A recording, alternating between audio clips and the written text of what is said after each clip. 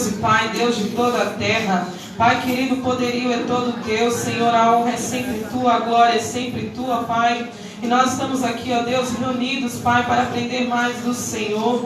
Deus, o Senhor que é santo, que é poderoso, venha, Pai, nessa noite ao nosso meio derramar, Senhor, Deus querido, a sabedoria do alto, Pai, falar a cada coração, abrir, meu Pai, todas as mentes que estão neste átrio, Pai, buscando mais do Senhor, querendo a revelação da Tua palavra, um entendimento profundo, Pai, para fazer a Tua obra. Opera dentro de cada um, em cada coração, em cada entendimento, Deus, abre a visão espiritual, Pai, alarga nessa noite, Pai, as tendas espirituais do Teu povo, Pai querido, jogando por terra todo impedimento, todo cansaço, todo bloqueio, em nome de Jesus Cristo, Pai, para que o Senhor possa operar, para que o Teu Espírito possa, meu Pai, operar, vivificar. Deus querido, nós pedimos em nome de Jesus Cristo, traga em segurança aqueles que estão vindo, Pai, direto do serviço, em nome de Jesus Cristo, aqueles que estão saindo das suas casas, em direção a esse lugar, Pai, pedimos proteção espiritual, que o Senhor livre de todo mal, Senhor, de todo assolador. Não deixe, meu Pai, que os espíritos imundos venham colocar tropeço no meio do Teu povo, não, Senhor, em nome de Jesus Cristo nós pedimos, porque, Senhor, a Tua obra precisa ser edificada e nós precisamos ser edificados. Fala conosco nessa noite, Pai, do adulto à criança, do homem à mulher, nós te pedimos em nome de Jesus Cristo, fica conosco e dirige esse ensinamento em nome de Jesus. Amém, igreja? Amém! Glória a Deus. Irmãos, antes de passar para o pastor, sobre o nosso encontrão, vai ser dia 8, tá? Fechei a data lá, não tinha outra data de jeito nenhum. Se eu fosse optar em pegar outro lugar, não ia ter o dinheiro que eu já tinha colocado lá, a gente ia perder. Falei, tá perto, é dia 8, tá todo mundo precisando de um descansinho aí, tá? E aí eu vou deixar que cada um vá por conta. Eu ia alugar o ônibus, mas aí fica justo para um, fica injusto para o outro. Então, vai ficar R$50, tá? Por adulto, as crianças não pagam, criança é livre, até 70 pessoas, R$50 por adulto, ok? Estourando até dia 5, tá? Porque eu vou ter que fazer o depósito antes. Só que aí, como eu falei, eu tenho a questão do aluguel e eu não posso falhar com o aluguel, ok? Se alguém tiver alguma dúvida, pode me procurar no final, certo? Se alguém tiver alguma dúvida, não vai embora, me procure no final, certo? Bom ensinamento a todos. As crianças podem começar. Ensinamento, gente, Pai Senhor Jesus. Amém. Pai Senhor Jesus. Pai Senhor Jesus, irmão. Glória. Fechei a folha do semestre passado aí com a Janine assinar, senão eu volto para frente da classe. Só. Tá vendo aí? Fechei só com 3 faltações. De quando você começou? Peraí. Nós estamos falando de faltas. Vamos entrar por esse caminho. Nós estamos falando de faltas, né?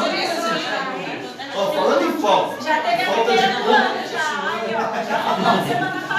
Irmão, ano passado eu fechei só com 3, tá bom. Ó, faltou o gol, presença. Como assim? Quem entrou no assunto. Vamos mudar de assunto, vamos focar no que ficar. Vamos lá. Quem lembra o assunto que nós íamos estudando aí? Qual era o tema? Igreja, sua importância e seus valores. Quem está sem apostila? Se quiser entrar no assunto, eu tenho folha. Alguém sem apostila aí? Página 27.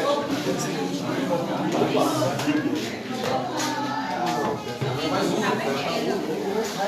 Página 27.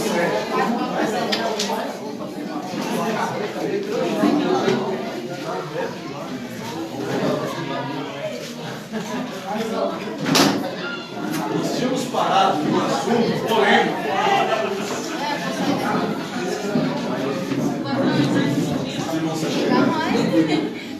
Fica à vontade, irmão. Aí, vai meditando. Deu um paredão. Vai fechar. Quer apoiar? Qualquer coisa a gente puxa o meio aqui, ó, e deixa esse lado. Ficar aqui na mais cedo.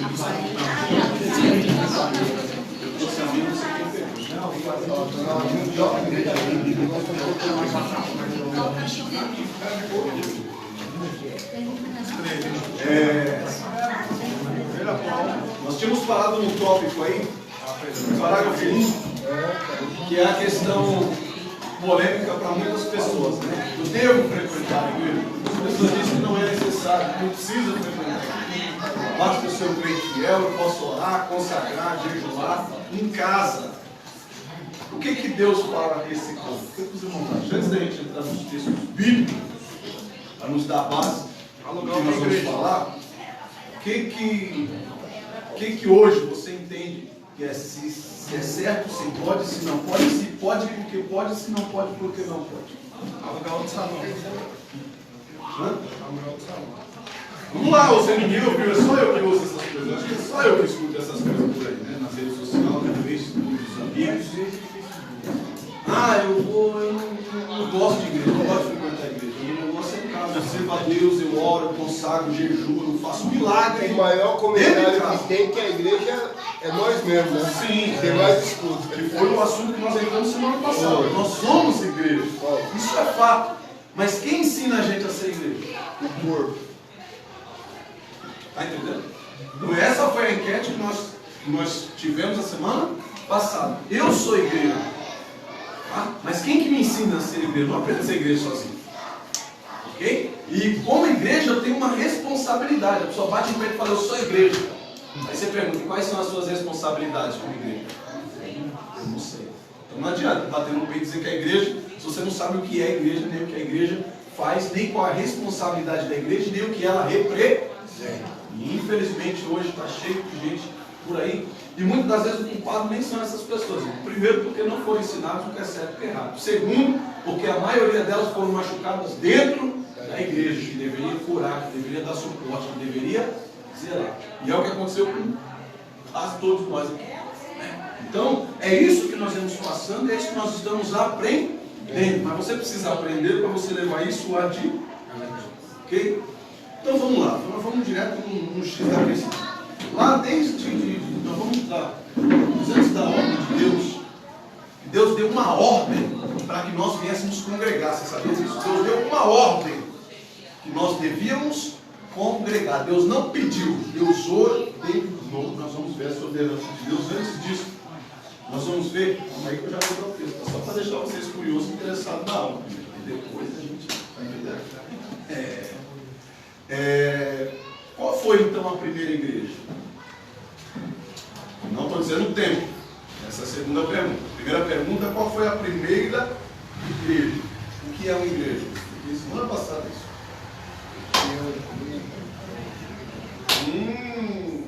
Vamos lá. Assim que eu gosto. Um de cada vez, porque senão a gente não... A primeira igreja. Qual foi a primeira igreja? Deus criou a família para quê? Para que Deus criou a família? Gente, um de cada... Vou voltar do zero. Para glorificar a... É verdade, não, irmão. Tá cheio. Aqui é o lugar de a gente aprender. O lugar de errar é aqui e agora. Você não pode errar na hora que estiver pregando, na hora que estiver ministrando, na hora que estiver ensinando para os outros lá fora. Essa hora não é hora de falar e de aprender. É agora. Não tenha medo de falar. Nós estamos aqui e isso é um assunto que você já cansou de conversar.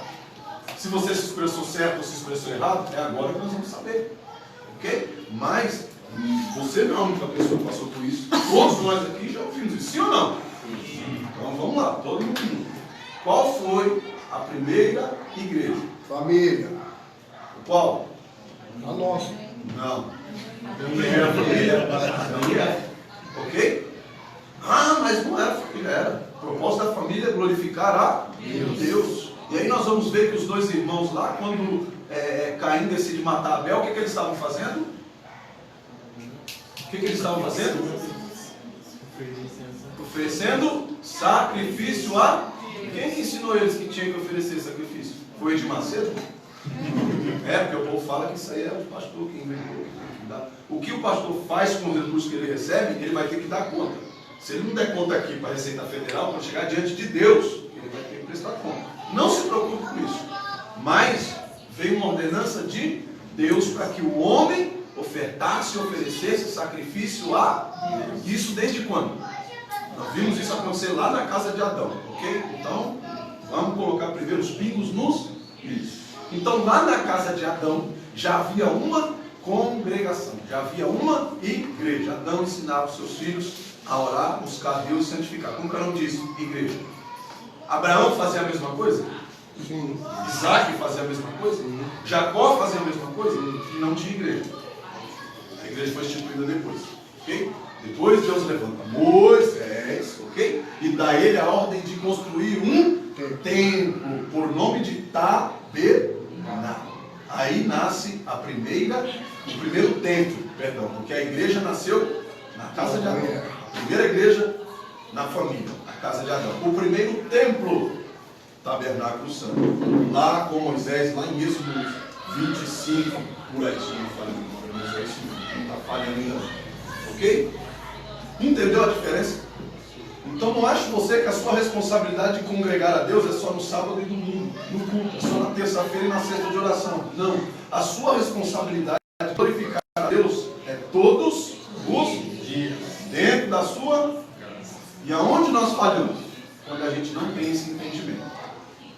Quando a gente não tem esse entendimento, a gente anda em casa de qualquer jeito, fala qualquer coisa e age de qualquer forma, se esquecendo que a nossa casa é um ano de adoração a Deus. É o lugar onde Deus mais está interessado em te ver.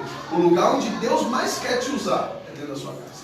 Você quer ser um grande homem de Deus, uma pessoa extremamente usada por Deus? Não é na igreja com o microfone na mão que Deus vai te usar com maior poder e eloquência.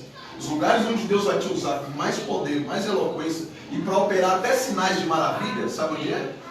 Nos lugares de necessidade. Enquanto os discípulos estavam congregados juntos, não se via milagres e não se via maravilha pelos discípulos. Algumas pessoas até criticavam os discípulos, dizendo: Senhor, trouxemos o problema para você, porque os discípulos não foram capazes de auxiliar. Levamos uma menina endemoniada para eles, eles não puderam curar.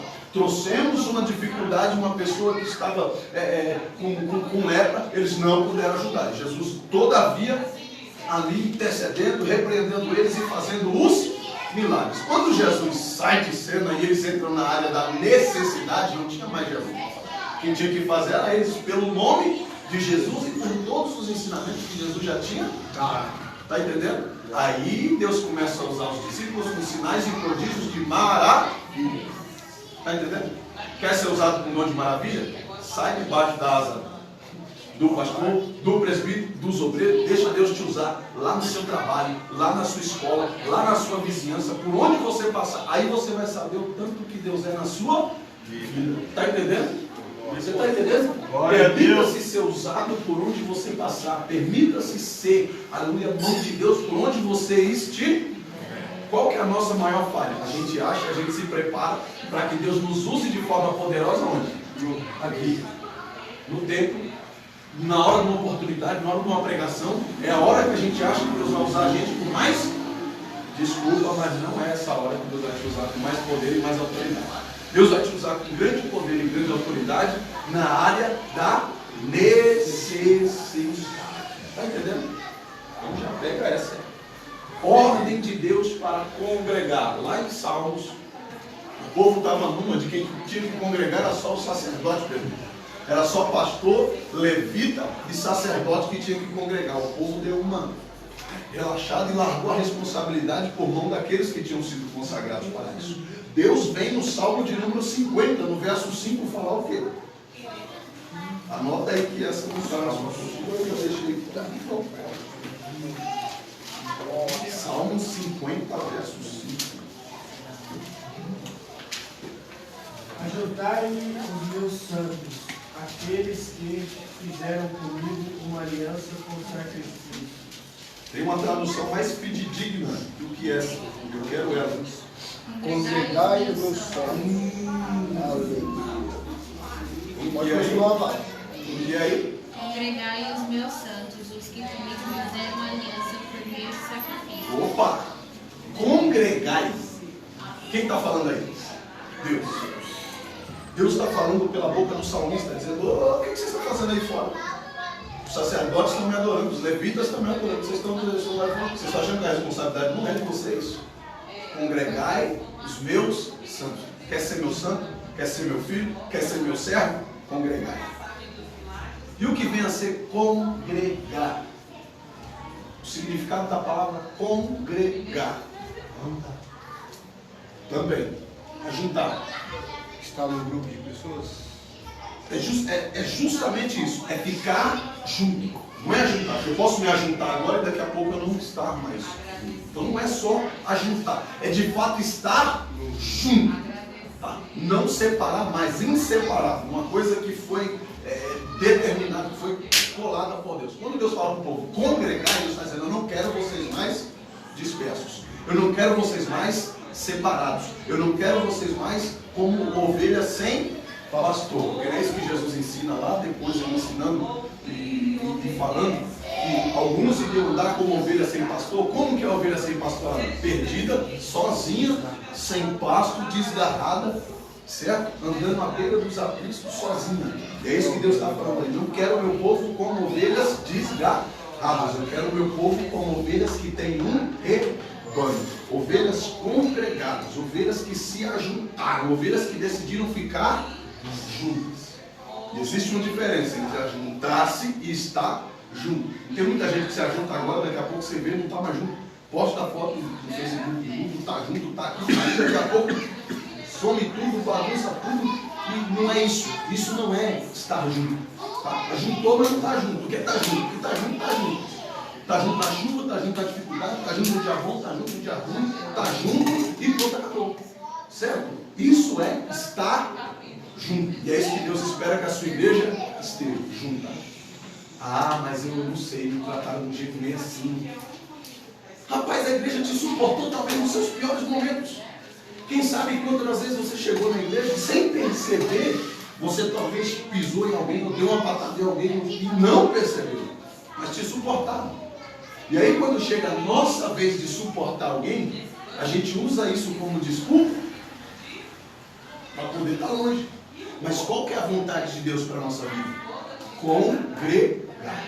Estar junto, estar ligado. Essa é a vontade de Deus para nós. Como igreja, como parte de um corpo. Quantas das vezes a gente, né, com a mão direita, deu uma martelada na esquerda? A esquerda pulou do corpo e disse: não vou mais fazer parte desse negócio, vocês estão me machucando. Eu não quero mais ficar aqui. Me machucar. Não foi o corpo, o próprio corpo que machucou. Mas ela fica lá, ela suporta, ela sara. Da outra vez ela desconta. Mas está por ali, está junto. Certo? Você tem que entender que você faz parte de um corpo. E nenhum membro fora do corpo continua com vida. Logo tem prazo de validade. Se desligou do corpo, entra já em fase de decomposição. Eu ia falar a palavra mais feia do corpo, mas vai ficar certo. Eu olhei assim, tinha muita gente. Mas enfim, quando se desliga do corpo, você já entra em processo de decomposição. O que é isso, pastor? Já começa a cheirar mal. Já começa a dar mau testemunho. Já começa a desfigurar a noiva do cordeiro. E é isso que Deus não quer para nenhum de nós. E eu nem estou dizendo de beber, de fumar, de fazer nenhuma dessas outras coisas, porque quando eu me afastei, eu não voltei a beber, a fumar, a roubar, a matar, enfim, não voltei a fazer nenhuma dessas coisas. Mas mesmo assim, certa feita, Deus veio de encontro comigo, porque Deus já tinha mandado pregador, pastor, levita, missionário. Deus tinha mandado até jumenta já falar comigo, mas eu entrava no ouvido e saía no outro. Quando não, usava a própria palavra para afrontar os servos de Deus. O que Deus fez? Deus só me fez uma visita. Deus é amor, né? Não é amor? Deus, como pai, veio me visitar, passou a mão na minha cabeça, disse: você volta hoje ou você não anda mais nessa terra. Está entendendo? Eu olhei para um lado, não tinha ninguém para mim. Eu olhei para o outro, não tinha ninguém para mim. Eu falei: vou ficar maluco. Não doido. Até que o Senhor veio e falou comigo de você não ouviu os meus profetas, você não ouviu os meus servos. Agora quem está falando com você, vou te visitar. Ou volta hoje, ou você não anda mais nessa terra. O que eu fiz? Está indo aqui. Está entendendo? Agora, você acha que Deus está pouco preocupado se a pessoa não bebe, não fuma, não usa droga? Irmão, só de não estar na presença de Deus já está errado. A Bíblia diz que só de não estarmos em Deus, nós já estamos condenados. É isso que a palavra de Deus diz. Só de não estar em Jesus, eu já estou condenado. Não precisa de muito, eu não preciso matar ninguém para me ser condenado. Eu não preciso fazer uso de entorpecentes para me ser condenado. Só basta eu estar longe da pessoa de Jesus Cristo para me ser condenado. E nós vemos exemplo atrás de exemplo disso na Bíblia. E é isso que Deus espera de nós. Propósito de Deus na igreja. O que o Senhor Jesus apresenta e o que Ele espera da igreja. Olha aí, o propósito da igreja. Igreja, eu digo aqui, pessoal, aqui já entra você como igreja, já entra nós como igreja, certo? Tanto pessoal como a igreja adjunta aqui como templo. Ide por todo mundo e fazei. O que a igreja tem que fazer? Discípulos, foi a ordem de Jesus. Eu sou a igreja, parabéns. Cadê o seu discípulo? Ordem de Deus para a minha vida, ordem de Deus para a tua vida. Fazer discípulos. Ordem de Jesus para a igreja. Nós aqui como ajuntamento. Fazer. O que nós estamos fazendo aqui agora? Discípulos. Servos de Deus preparados para gerar discípulos. Porque da próxima vez que alguém falar para você que vai ser igreja, que é igreja servindo a Deus em casa, você tem base bíblica para poder ensinar, não é discutir. Nós aprendemos não para discutir. Porque a Bíblia diz quando você encontra um tolo que quer discutir, a Bíblia manda você largar ele lá esfriando a cabeça, latindo que nem cachorro e seguir o seu rumo. Quando você encontrar alguém que quer ser discípulo, alguém que quer aprender, alguém que dê ouvidos para o que você fala, você ensina o quê?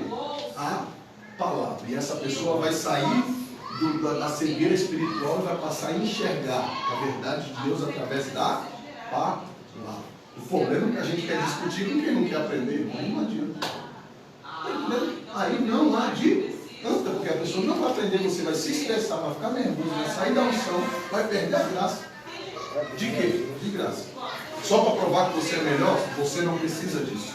Você precisa ter a certeza de que o que você sabe é o certo, de que você aprendeu, é o que Cristo ensinou, está na Sagrada Escritura, na Bíblia, a qual você verdadeiramente leva para lá e para cá e para meditar nela e tem isso por verdade da sua vida. Isso é a única coisa que você precisa saber. Você não precisa que ninguém creia que você é servo de Deus, que ninguém creia que você é discípulo de Jesus, que ninguém creia, além de você mesmo, e pronto, acabou. Certo? Se Paulo tivesse levado em consideração o que os outros discípulos pensavam acerca de si mesmo, não tinha sido um dos maiores missionários da época. E não teria exemplo para nos dar até os dias de hoje, certo? Então, você tem que saber o que você está fazendo, onde você tem aprendido e como você tem aprendido. É isso que Deus espera. Mas o importante é que você entenda que a sua obrigação, como parte da igreja e como igreja, é o quê? Fazer discípulos. E mais uma vez com a palavra discípulos. Com a palavra discípulo, Deus nos vem mais uma vez trazer à tona o congregado. Porque não tem como eu ser discípulo de alguém sem seguir. Não tem como eu ser discípulo de alguém sem estar junto. Quem era discípulo de Elias?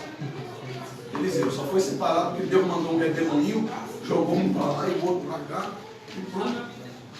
Enfim, entre outros.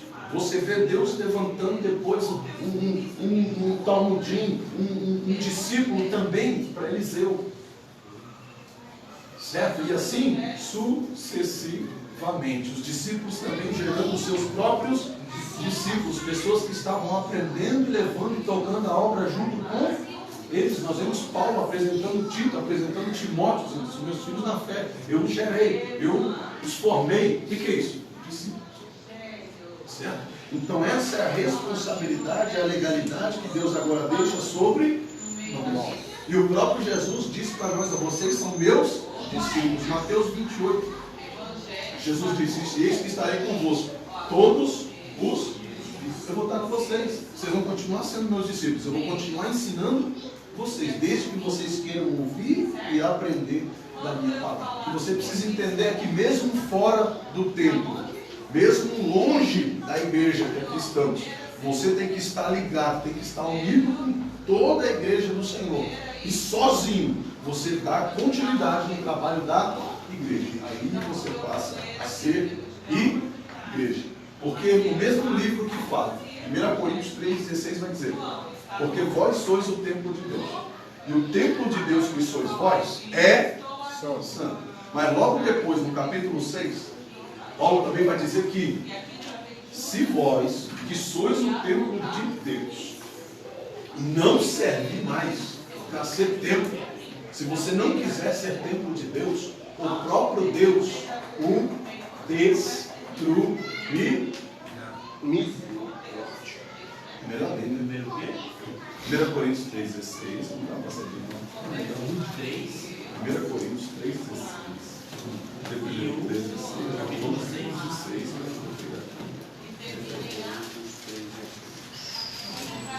Aleluia.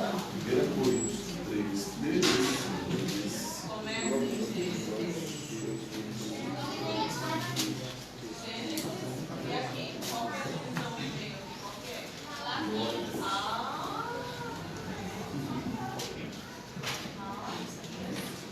Coríntios 3,16, pode ler. Não sabeis que sois santuário de Deus, que sois o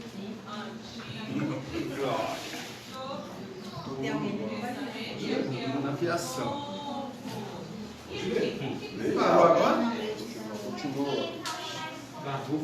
Não sabeis que sois santuário de Deus e que o Espírito de Deus habita em vós? Não sabeis? Não sabeis que sois santuário de Deus e que o Espírito de Deus habita em vós? E aí? Você sabia disso? Sim. Não sabeis vós que sois o templo de Deus. Vocês são o templo de Deus. E que o Espírito de Deus habita em nós. Onde que a gente aprende isso? Na igreja. Onde que a gente encontra e aprende sobre o Espírito Santo de Deus? Onde que a gente ouve falar do Espírito Santo? Onde que a gente tem contato com ele? Na igreja. Porque a Bíblia diz que é um caminho, né? Aquele que crê Será salvo. será salvo. Aquele que crê e for batizado será salvo. Alguém pode se batizar a si mesmo? Não. Então eu preciso da igreja. Preciso do pastor. Ok? O próprio Senhor Jesus não se batizou sozinho. Por quê? Para dar o exemplo. E para que nós venhamos entender, nós precisamos de alguém espiritual para nos ensinar e nos mostrar o caminho. Então o próprio Jesus criou essa, vamos chamar de cadeia, né? Esse ciclo de continuação, para que nós viéssemos o quê? Permanecer na graça, continuar crescendo na verdade no caminho do Senhor. Ok? Então aí a gente já entende que tem uma responsabilidade sobre nós. E se alguém destruir, olha os 17, e se alguém destruir o templo de Deus, que templo é esse? Nós. Se alguém deixar de ser templo, se alguém deixar de ser igreja, olha aí o que ele está falando. É isso que está falando, não é? Você acha que ele está falando dessas quatro aparelhos aqui? Não é, né? Vamos lá, Deus 17. Se alguém destruir o templo de Deus, Deus destruirá, porque o templo de Deus, que sois vós, é santo. Ele fala ainda, eu estou falando é de vocês, porque alguém pode confundir, dizer, não mexe na igreja não. Ó, a igreja está fechada lá, mas cuidado o que vocês vão fazer na porta da igreja. Não, estou falando é de vocês. Se não servir para ser igreja, se não servir para ser templo, o que fala lá no começo do 17? O próprio Deus Será destruído. destruirá. 1 Coríntios 6, 19. Nós lemos 3, né? Agora 6, 19. Acaso não sabeis que o vosso corpo é santuário do Espírito Santo, que está em vós, o qual tendes da parte de Deus, e que não sois de vós mesmos? Ah, mas eu tenho livre-arbítrio. Tem não. A partir do momento que você é templo, você tem um dono, você tem um senhor e você não é de você mesmo. Você já não pode fazer mais as suas vontades, porque você foi comprado. Qual foi o preço? A cruz. O sangue de Cristo foi derramado na cruz do Calvário. Olha o preço. Você tem um preço mais caro do que esse para comprar a sua vida de volta? Então você não pode fazer mais do que você quer ou você almeja. Porque você tem um Ah, porque a igreja não manda em mim, porque o pastor não manda em mim, porque ninguém manda em mim, Cristo manda em você. Sim. Ele é Senhor da sua vida. E a menos que você tenha um valor para pagar pela sua vida, ela continua sendo dele. E eu não conheço nenhuma moeda, nenhuma peça de ouro, nenhum valor que seja maior do que o sangue de Cristo que foi derramado na cruz do Calvário. Eu não conheço. Nem ouro, nem dólar, nem moeda, nem uma outra moeda, em nenhum lugar do mundo, nem no céu, nem embaixo da terra, não existe nenhum valor que possa ser comprar a sua vida de volta e venha cobrir o preço que foi pago na cruz do Calvário. Glória a Deus. Então, você continua tendo um dom, e glória a Deus por isso, porque nós temos um dom, nós temos um Senhor que foi remidor da nossa vida. Sabe por quê? Porque Ele pagou uma dívida sua que você não era capaz de pagar. A sua maior dívida não é com o Bradesco, a sua maior dívida não é com o Santander, não é com o Itaú, não é com nenhuma outra credora ou financeira desse mundo.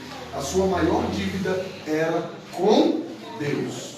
E o seu Senhor e Salvador Jesus Cristo desceu, pagou essa dívida por você e te deu livre acesso a Deus. E hoje você pode ser igreja santa, imaculada e irrepreensível. Olha aí. Ele não deixa nem ninguém tocar em você. Ele não deixa nem ninguém falar mal de você. Por quê? Porque Ele é o seu Senhor. E glória a Deus por isso. Bendito e santo é o nome dele. Hoje você pode dizer que você é igreja porque você entende as suas responsabilidades. Você entende que além de gerar discípulos, você tem a responsabilidade de estar congregado, de estar junto com os seus irmãos, no mesmo propósito, no mesmo ajuntamento, com a mesma visão, no mesmo propósito diante de Deus. Ok? Quando Jesus declara que Ele estaria conosco todos os dias, é um dos últimos encontros do Senhor Jesus com seus discípulos antes dele subir aí aos céus, ok?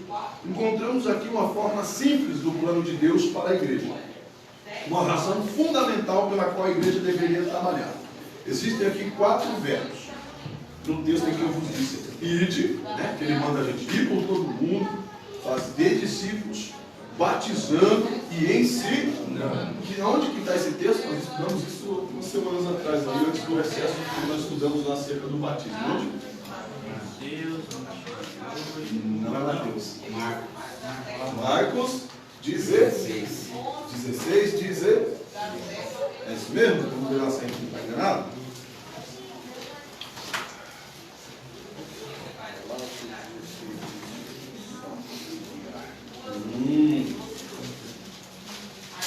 Vamos ler do 15, que aí o texto está completo. 15 e 16. Marcos 16, 15 e 16.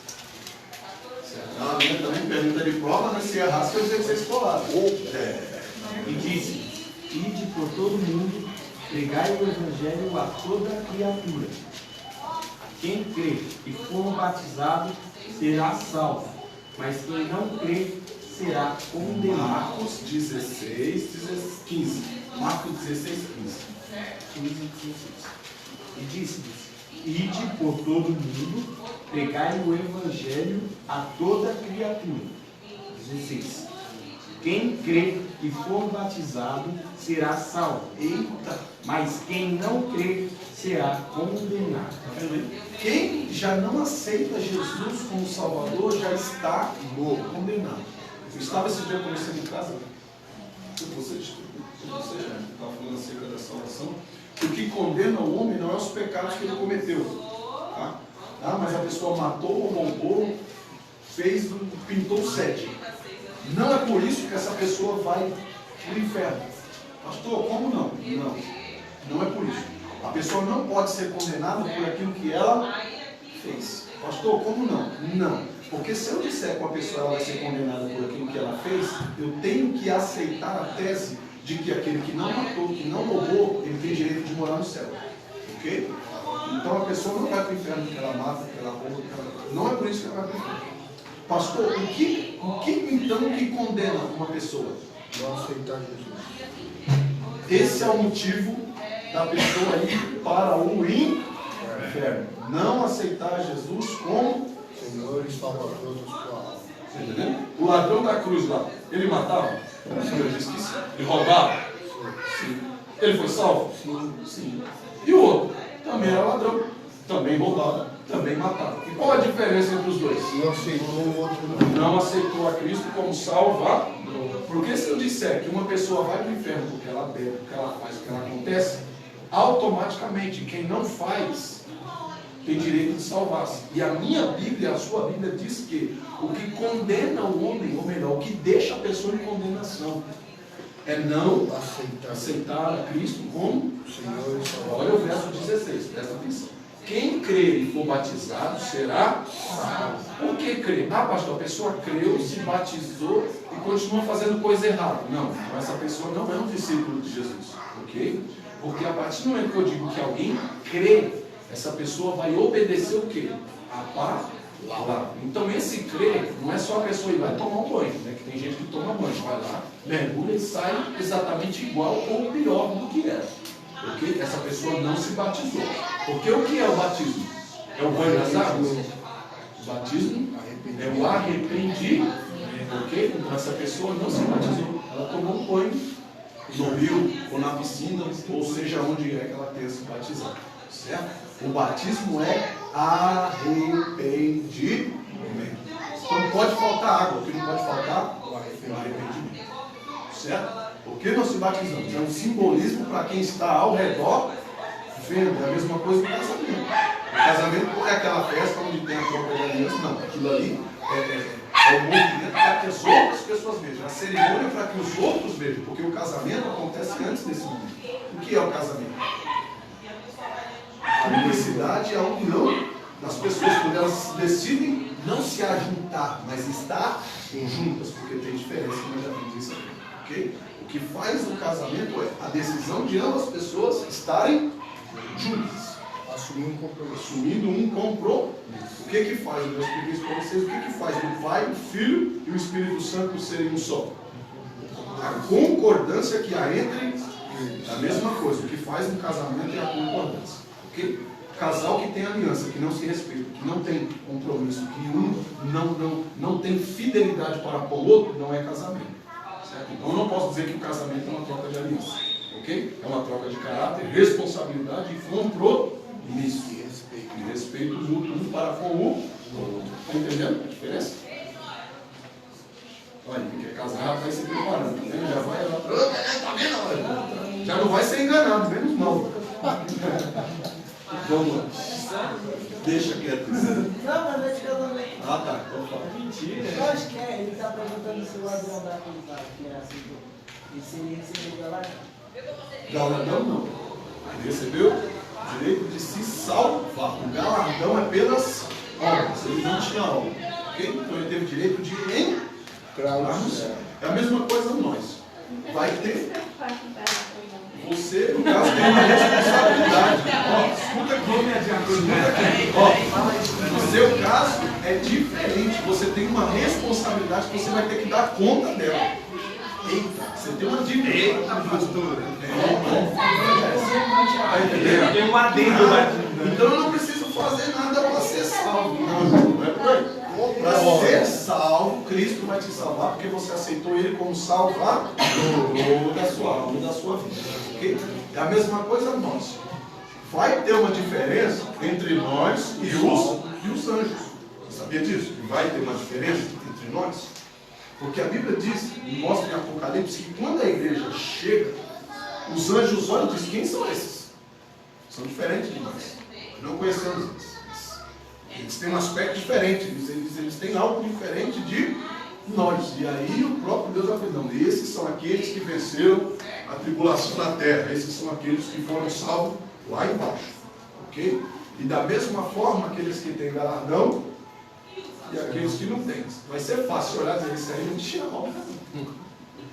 Enfim, como vai ser essa diferença? Eu não sei. Mas que vai ter uma diferença, a Bíblia diz que vai. Ok? Vai ter uma diferença. Já pensou ser pobre no céu? Já basta ser pobre aqui embaixo. Já chega de ser pobre aqui embaixo. Aí alguém olhar no céu e dizer, rapaz, a coroa daquele carro ali não tem pedra, não. É só o arame. Não tem uma pedrinha, não tem um diamante, não tem nada. Só o caneco seco, né? Miserável embaixo, miserável em cima. Ou o reluci te dá a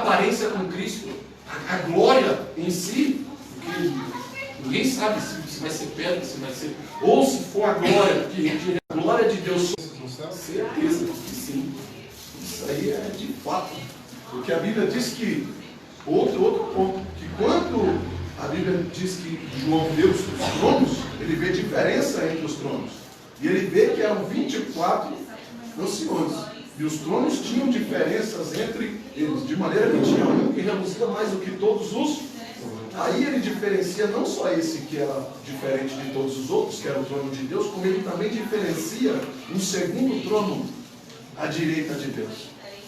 Então não vem para cá me dizer que não tem diferença, porque a Bíblia mostra que tem isso. Ok? Vamos lá. Vai tomando café. Dentro desse texto que nós lemos aí, em Marcos 16, onde Deus ordena a gente ir e fazer discípulos, nós encontramos: ide, fazei discípulos, batizando e ensinando. Eita! Quem achou que a igreja não precisa fazer nada, hein? É só dar glória. Está errado. Ide, a ordem. Nós fomos enviados. Quando ele fala ide, ele está dando uma ordem. Ele nos enviou. E nesse enviar, dentro dessa ordem, a gente percebe que o ide, ele está aí no verbo imperativo. Ele está como uma ordenança, dizendo ide. Os demais verbos são parte, eu coloquei na apostila. Particípios, o que é isso? Eles dependem do primeiro. Para mim fazer discípulos, eu preciso primeiro ir. Para mim batizar alguém, eu preciso primeiro ir. Para mim ensinar alguém, primeiro eu preciso ir, gerar um discípulo, batizar, para eu poder ensinar. Está entendendo? Então, para mim cumprir todos os outros três, eu preciso ir. Eu preciso me mexer, eu preciso me locomover. Porque o ir é exatamente isso. Sou enviado e o fazer. Quando ele diz fazer discípulo, é fácil. Tem discípulo que não quer ser gerado, tem discípulo que não quer ser formado. Judas, por exemplo. Teve o mesmo ensinamento que os outros? Teve a mesma oportunidade que os outros? Mas ele não quis. Ah, pastor, mas aí foi Deus que ordenou que teria um que tinha que trair. Sim, mas a Bíblia não diz que teria que ser um discípulo. Não diz que teria que ser um de dentro da mesa. Qualquer outro podia trair Jesus. Quantos fariseus estavam atrás da derrota de Jesus? Podia usar qualquer outro, não precisava ser Judas. Está entendendo? Mas ele se permitiu ser usado. Não fez caso dos seus ensinamentos. Ok? Quando eu digo então fazer, me dá a ideia aí de se mover ou investir, até mesmo de trabalhar, porque fazer dá trabalho. Fazer discípulo, né, Jéssica? Oh, glória. Tem discípulo que dá mais trabalho, tem outros que dão menos. Tem discípulo que é fácil de manear, de manusear. Tem outros que, não, eu preciso investir. O que nós estamos fazendo aqui? Investir no quê? Tempo. Investir no quê? Disposição, conhecimento, tudo isso está sendo o quê? Investido na sua vida.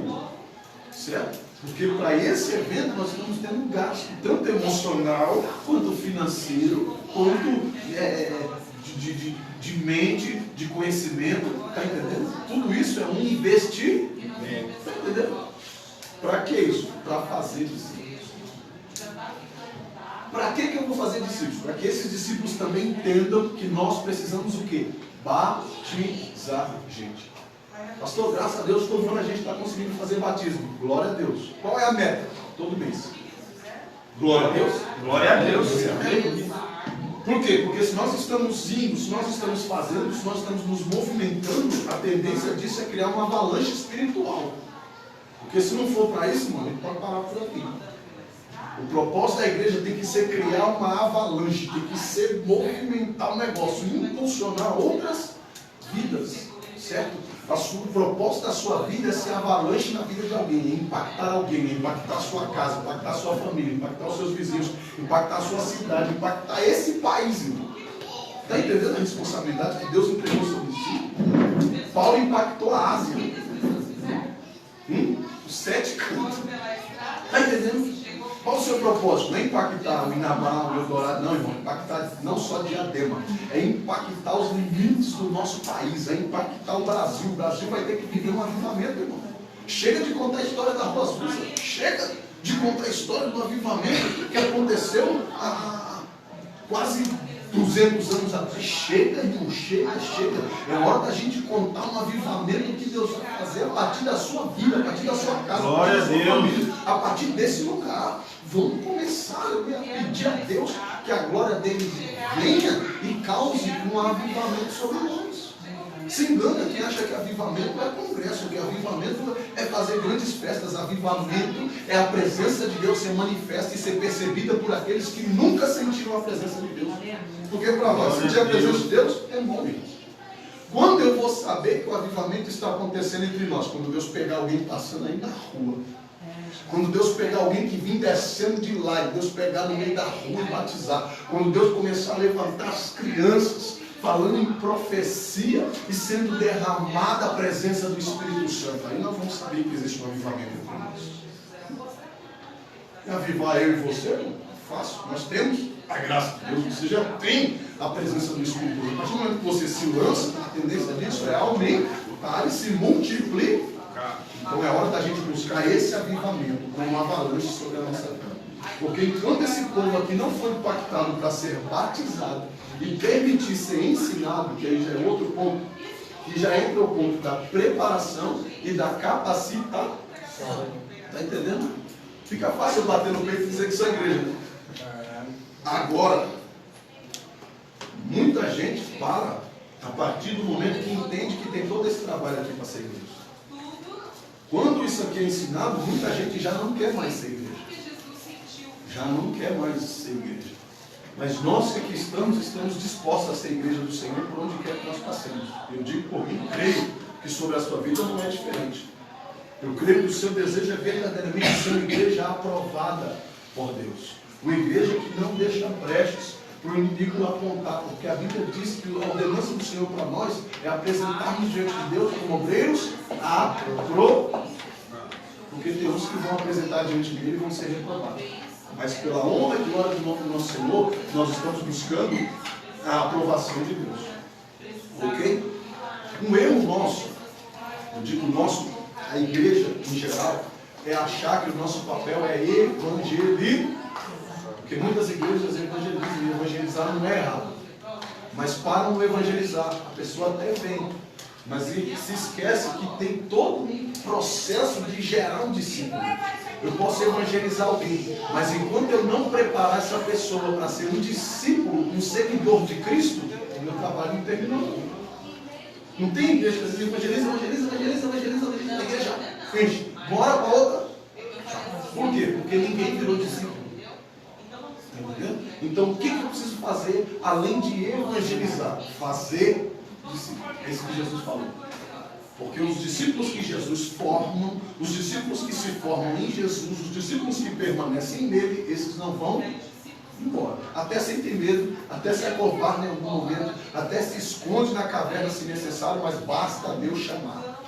Basta Deus dizer, aí não é o seu lugar, sai da caverna, volta quando eu te mandei. Que eles são encorajados com poder e autoridade e voltam para fazer a ordenança do nosso Senhor.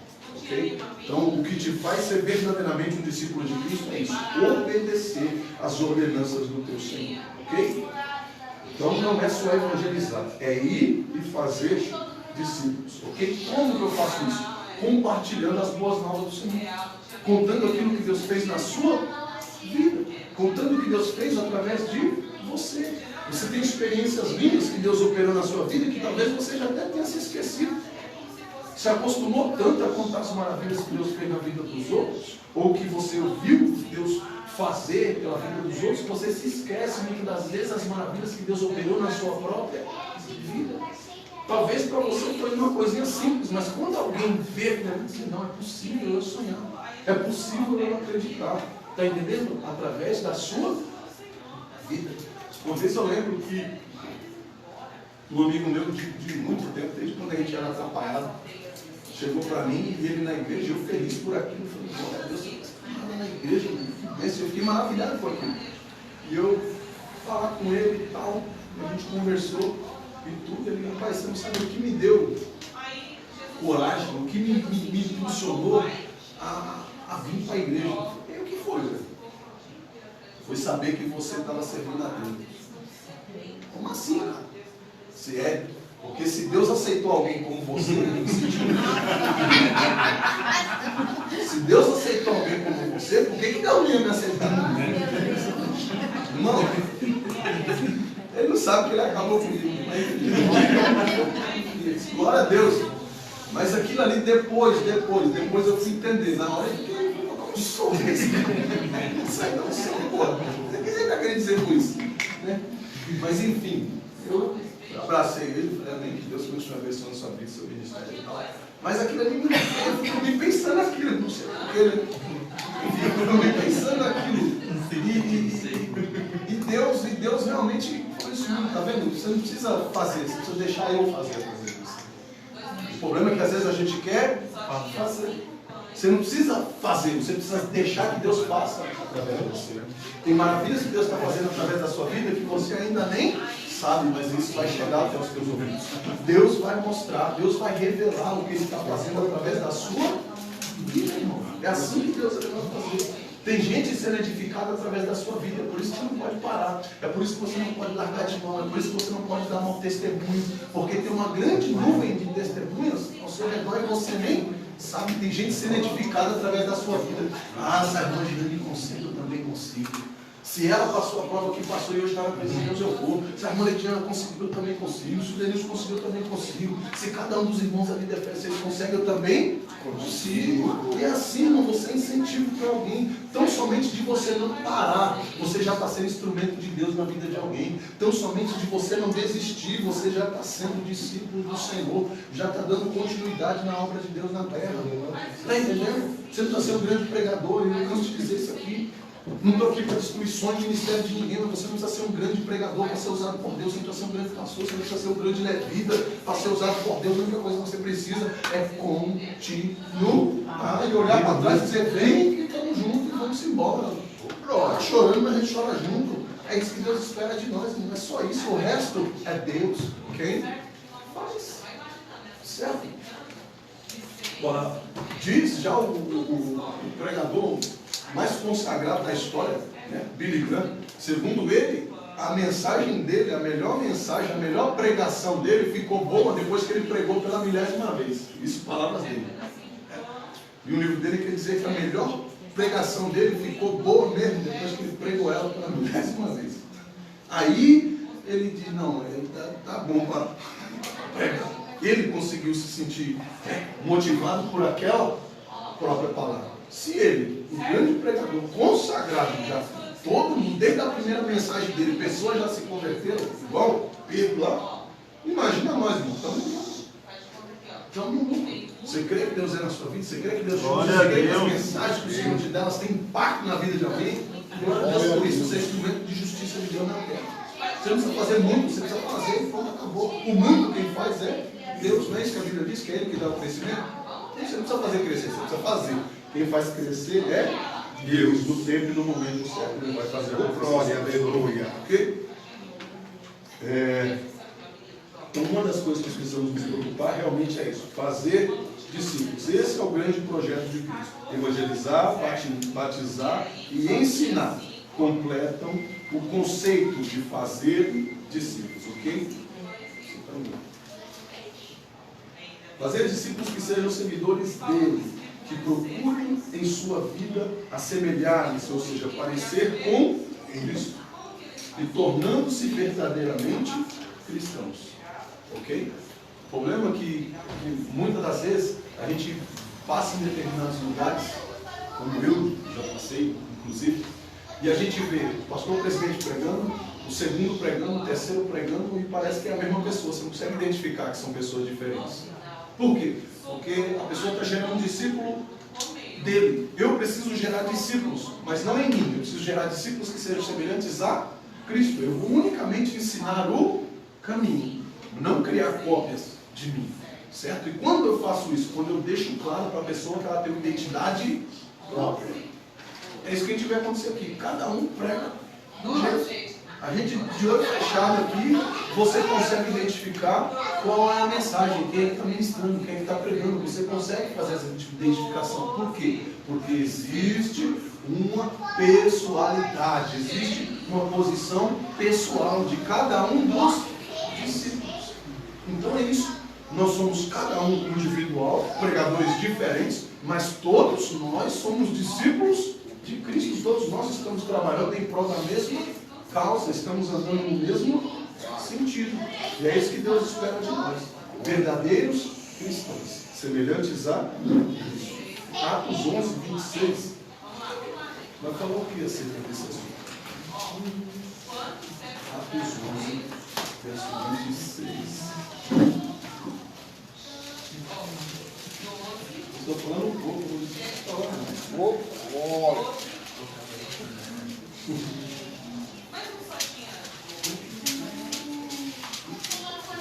E sucedeu que todo um ano se reuniram naquela igreja e ensinaram muita gente. Atos 11, 26. Isso mesmo.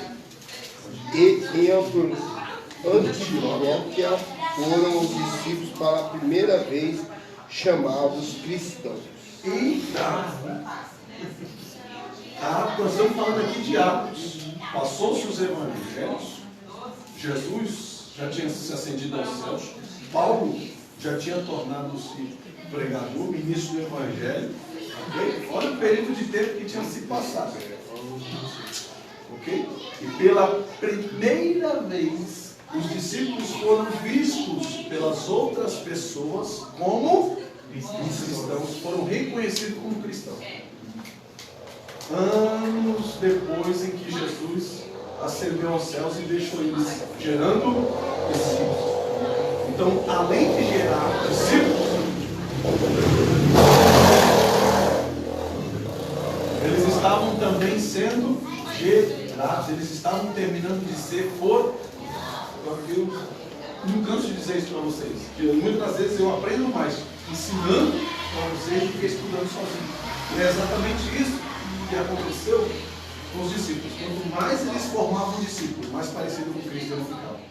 Eles aprendiam o caminho, eles entendiam o processo. Quanto mais eles pregavam, quanto mais eles ensinavam, mais eles entendiam.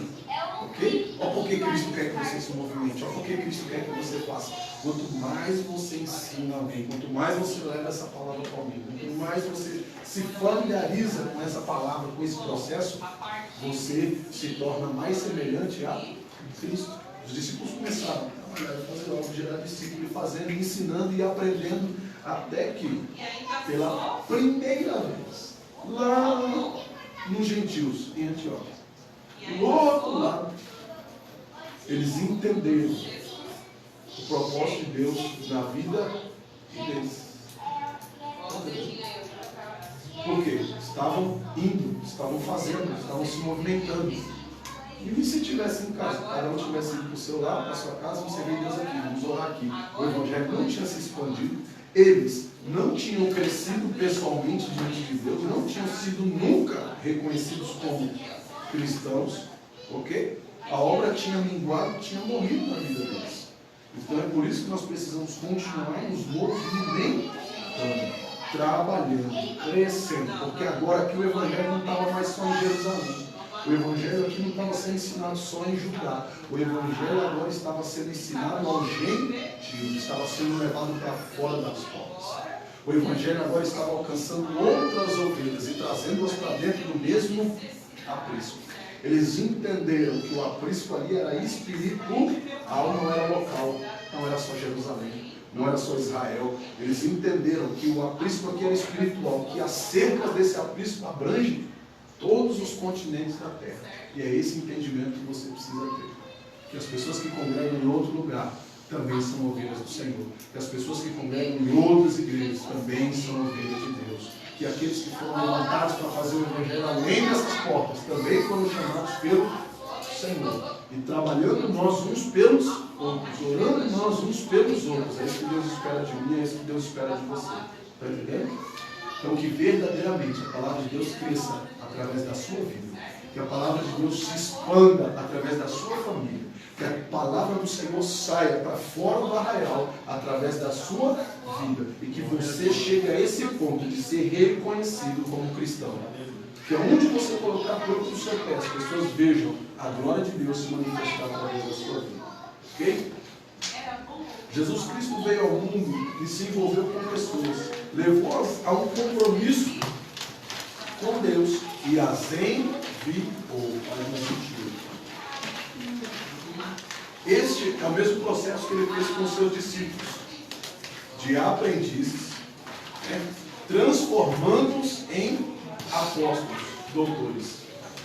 Essa transformação que Jesus fez através da vida deles. A gente cansa de ver por aí, né? Apóstolo fulano, apóstolo ciclano, mas às vezes a pessoa não gerou ainda discípulos. Eu não posso ser apóstolo se eu não gerei discípulos, porque o que faz de mim apóstolo são os discípulos. Ok? Quando que os discípulos eles deixam de ser aprendizes, eles passam a ser apóstolos. Quando agora eles começam a ser doutores, eles começam a ensinar. Eles agora são mestres. E esse mestrado, esse caminho de aprendizado e de ensino é o que faz deles agora apóstolos do Senhor. Então não é a quantidade de membros. Às vezes a pessoa tem uma igreja com 500 membros, mas não tem um discípulo. Ninguém foi formado, foi gerado ali, foi instruído o suficiente. Está entendendo? Ninguém chegou ao ponto de se transformar de aprendiz, de discípulo a apóstolo também. Ninguém teve essa fusão. Então eu não posso entender que houve um apostolado, sendo que discípulos não foram gerados. Está entendendo? Você pode ser um apóstolo da sua casa, da sua família, desde que os seus filhos entendam o propósito de Deus. Haja uma transformação na vida deles. Eles passem a glorificar o nome santo do Senhor. Comecem a gerar novos discípulos. Aí isso vai vir para onde? Para dentro da igreja. Porque Deus me ensina a começar o governo onde? Dentro de casa. Aí esse governo que eu vou começar dentro de casa, agora esse governo vai vir para a igreja. E aí na igreja eu vou fazer algo que eu já estou acostumado a fazer. Eu vou fazer algo que já está no meu hábito. E agora isso vai progredir, isso vai crescer. Aí a gente tem um problema. A gente tem, às vezes, tem pessoas que não têm filho, mas você não tem um filho. Mas aí você tem uma responsabilidade, você tem a esposa tem a esposa. Aí você tem um irmão, você tem uma mãe, você tem um primo, você tem um tio, você tem uma cadeia familiar, você tem um vizinho, você tem uma pessoa que trabalha com você. Você vai ter que levar isso para alguém. Alguém vai ter que ser impactado através da sua, e geralmente é quem você não quer. Geralmente é quem você não quer. Geralmente é quem você não gosta. Geralmente é quem você não aceita. Ou quem não aceita você. Vai lá e prega para Paulo. Põe as mãos sobre a Senhor. Senhor, mas Ana Maria, Senhor, pois é você mesmo. Mas logo Paulo, tem outro, não é Paulo. Está entendendo? Esse é o propósito, é o projeto que Deus vai fazer na sua vida. Não onde você quer. Você se esquece. Você é enviado. Você tem que ir onde Ele manda, não é onde você quer. Porque você foi comprado. Você tem um Senhor. Ok? Deu para entender mais ou menos a importância da igreja? O que é essa igreja? Será que eu preciso da igreja? Não sei o que é. Dá para servir Deus em casa? Em casa?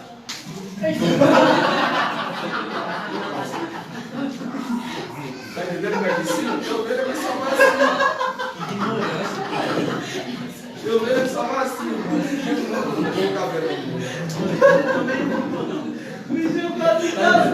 Perdeu.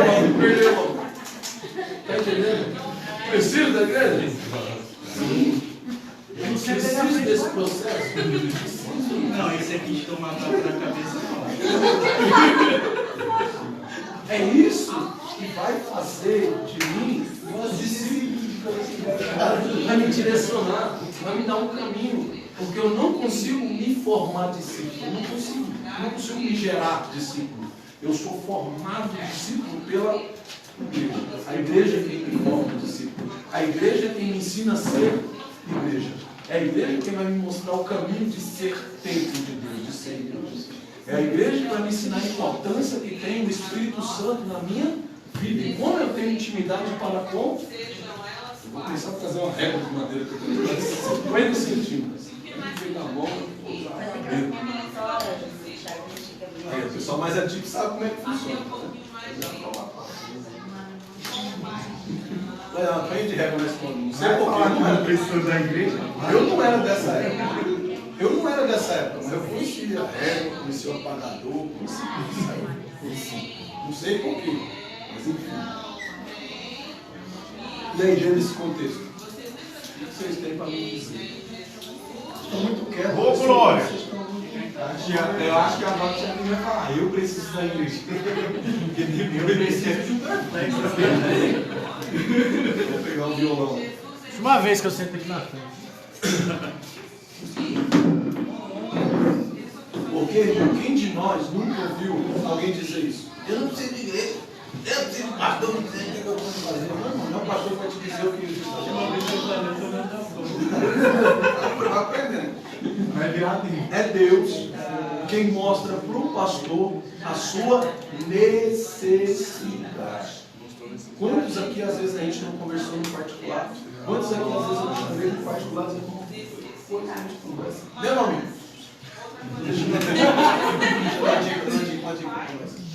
Quantos?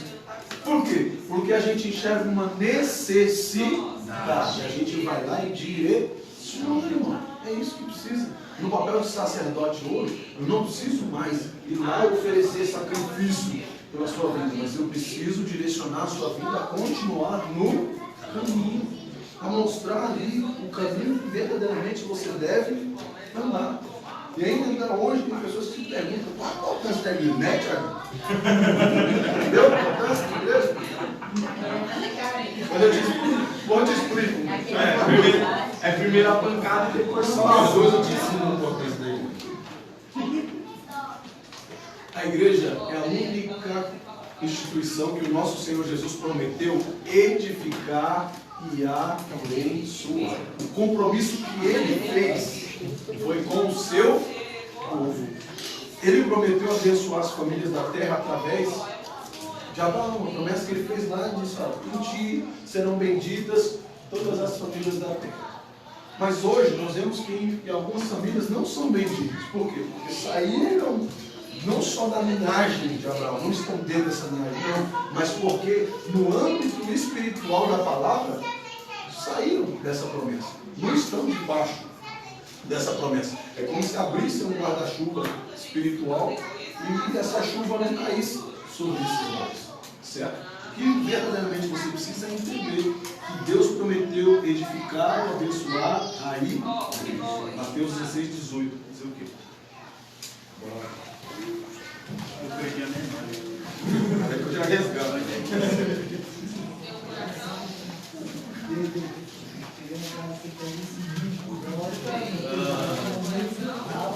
Senta aqui também. Fica quieto. Pois também eu te digo que tu és Pedro, e sobre esta pedra edificarei a minha igreja, e as portas do inferno não prevalecerão contra ele. E as portas do inferno não prevalecerão sobre a igreja. Eu ensinei esse texto semana passada, a gente meditou sobre ele. Que Cristo está falando aqui que ele é a rocha em que vai ser edificado a igreja, mas que Pedro é uma das pedras da edificação da igreja. E assim nós, unitariamente, cada um de nós somos uma pedrinha nessa edificação. É isso que Cristo está dizendo aqui. Você é uma pedra. E sobre essa pedra, que é Cristo, sobre a rocha, no caso, vai ser edificada a minha igreja. Você vai trazer mais pedras para que a minha igreja seja edificada sobre essa pedra aqui. Cristo está falando dele mesmo. Cristo, como rocha, iria construir a igreja, que é o que ele está fazendo, nós preparando, nós lapidando a gente para essa edificação em que ele está construindo. Okay? E sobre essa igreja, cada uma das pedrinhas unidas, Satanás não pastor, então é por isso que às vezes eu não tenho tanta força para lidar no mundo espiritual. Porque se eu não estou na edificação, se eu não estou sendo parte dessa igreja, eu sou igreja sozinho. O inimigo olha e enxerga o quê? Fraqueza. Só uma pedrinha. Eu sou uma pedra, deixa eu falar disso. Agora, quando o Satanás olha para a igreja, ele enxerga uma muralha. E ele não vai querer dar de cara no muro, porque ele não é igreja. E sobre a minha igreja, as portas do inferno não vão te prevalecer. A Bíblia não está dizendo que o inferno vai vir contra as portas da igreja, fazer força contra as portas da igreja. Não é isso que a Bíblia está dizendo. A Bíblia está dizendo que se a igreja quiser invadir o inferno, as portas do inferno não vão prevalecer. Está entendendo? A Bíblia está dizendo que se a minha igreja decidir invadir o inferno, as portas do inferno não prevalecerão contra ela. E a gente entende o texto errado, né? A gente acha que as portas da igreja que está sendo sacudidas, né? A Bíblia está dizendo as portas de onde?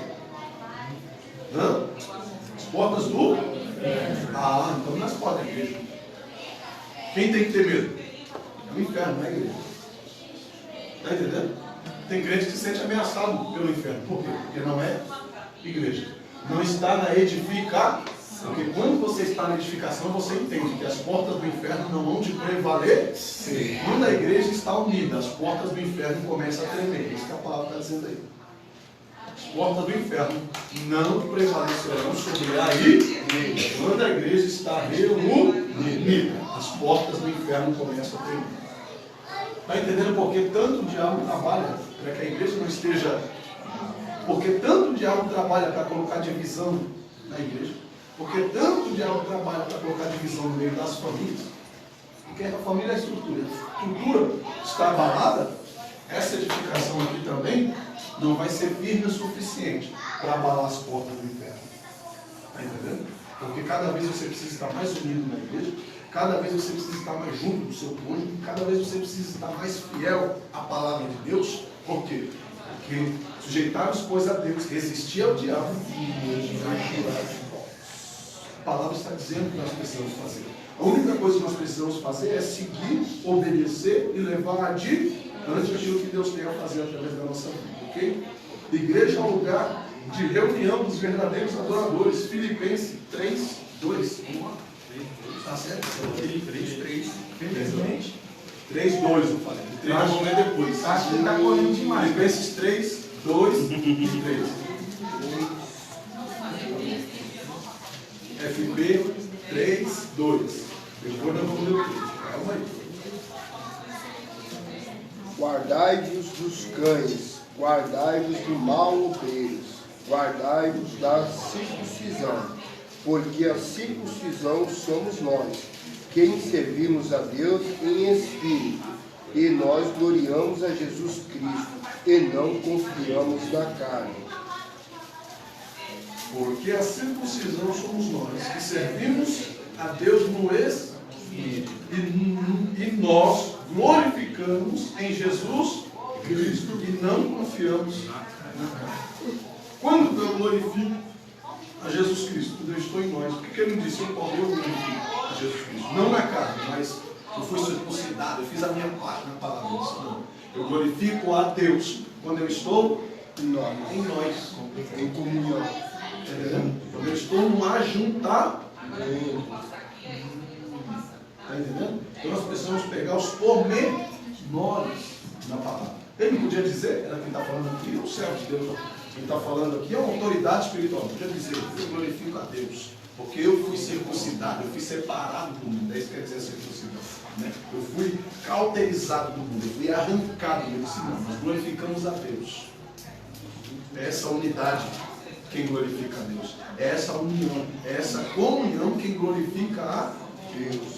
Porque a Bíblia diz que até os céus e a terra glorificam a Deus. A Bíblia diz que toda a criação louva a Deus. Porque vive unida. Toda árvore, todo servo, todo animal estão unidos na onde? Na terra. Certo? O peixe, se você tira ele da água, ele morre. O animal terrestre, se você tira ele da terra, ele morre. De certa forma, todos estão ligados. As plantas, as árvores, você arranca ela da terra, ela morre. Será que com a criação Deus está ensinando algo para nós? Se tirar nós da igreja também estamos mortos. Está entendendo? Se você sair de Cristo, eu digo da igreja, se você sair de Cristo, você já está morto. Está entendendo? Então essa união, essa unidade é o que traz vida para a igreja. Essa união é o que traz fortalecimento para a igreja. Ok?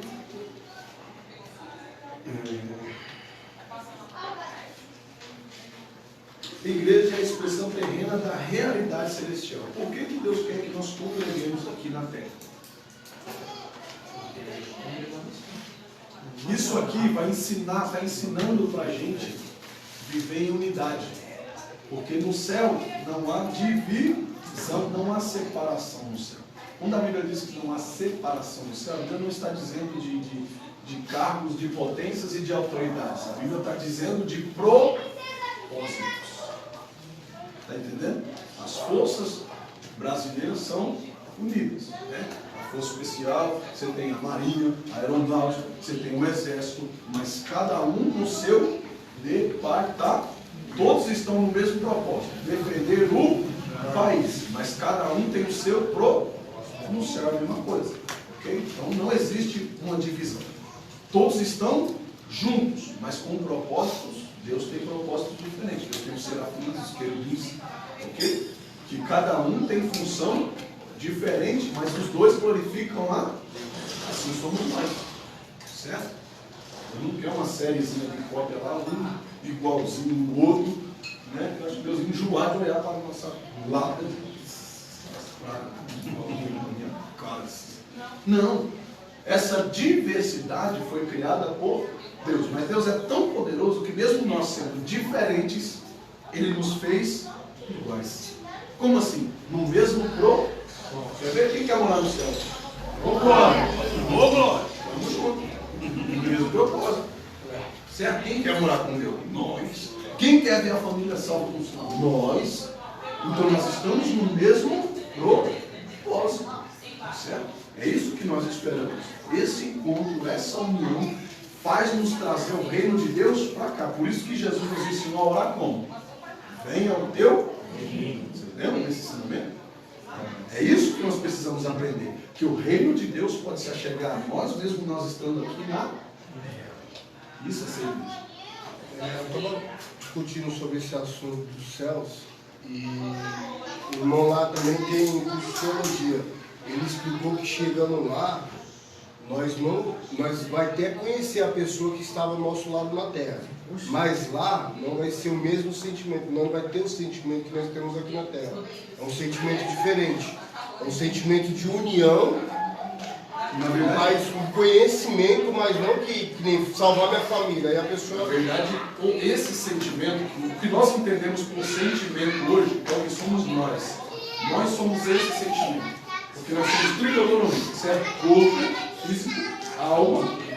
E esse sentimento é a nossa alma pessoal, que é o que define o caráter de cada um de nós. Agora, a alma, em alma, nós somos todos parecidos e semelhantes. Que a alma é aquilo que Deus soprou em nós. Deus soprou em nós a alma vivente. Okay? Nós temos um espírito pessoal.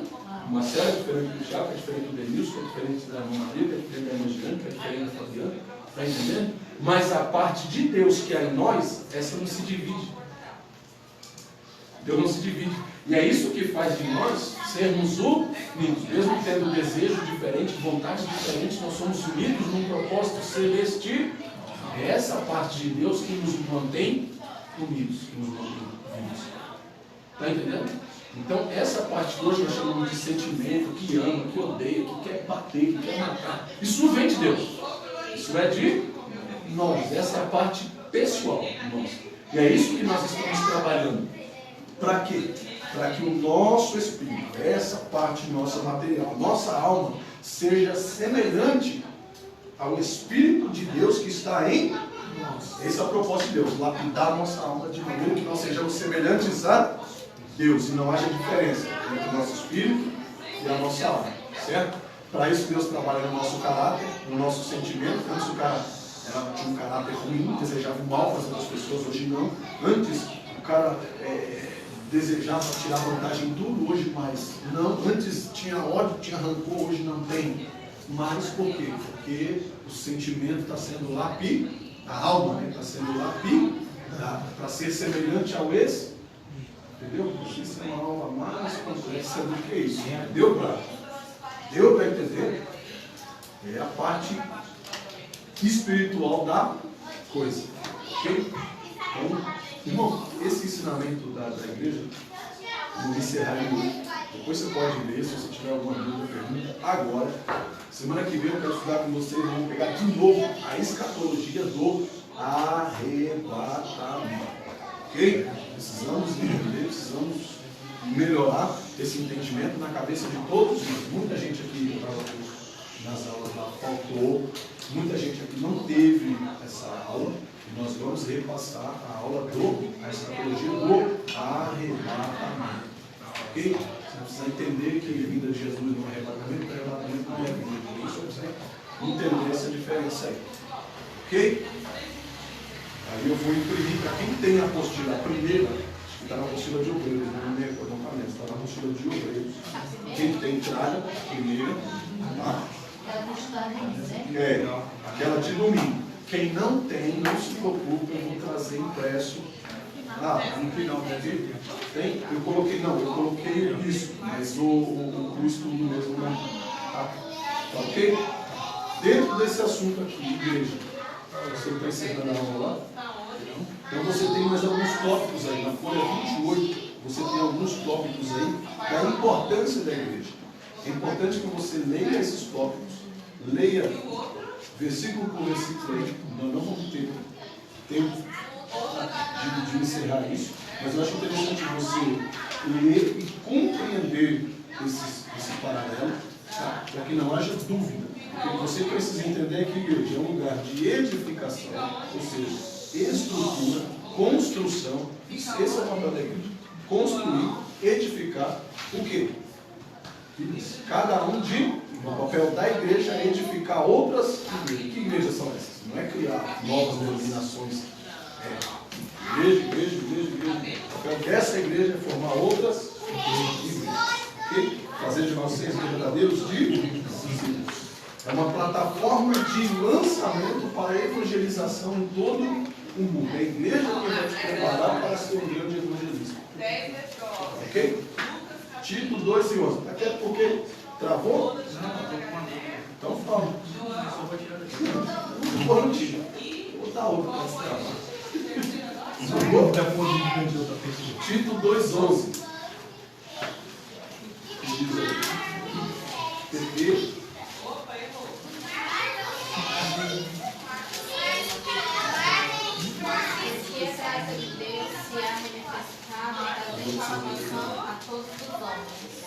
Que a graça de Deus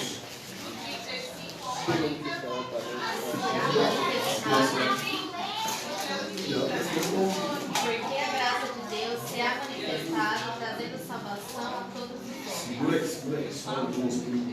Então a graça se há manifestado, a graça já se manifestou. Tito 2, TT na Bíblia de janelinha aí. Depois a gente mostra antes de pensar nisso. Antes de escrever. A graça se há manifestado. Que graça é essa? A morte de Cristo que ofereceu salvação a todos. O que Cristo precisava fazer para salvar a humanidade, ele já fez. Cristo não precisa mais aparecer para ninguém. Cristo não precisa mais fazer nada para salvar. O que ele precisava fazer, ele já. Quem precisa fazer agora? Somos nós. Nós, a pessoa que quer se salvar, precisa reconhecer que necessita de Cristo, porque ele não precisa fazer mais nada. Se Cristo quiser fechar o céu hoje, só abrir no dia que ele decidir buscar o restante da igreja que está aqui, ele pode, porque ele não precisa fazer mais nada, não precisa mais revelar ninguém. Cristo não precisa de mais nada para salvar. O que ele precisava, ele já fez. Jogou assim, ele morreu na cruz do Calvário para nos salvar e semeou o evangelho para a gente poder. Acabou, ele não precisa fazer mais nada.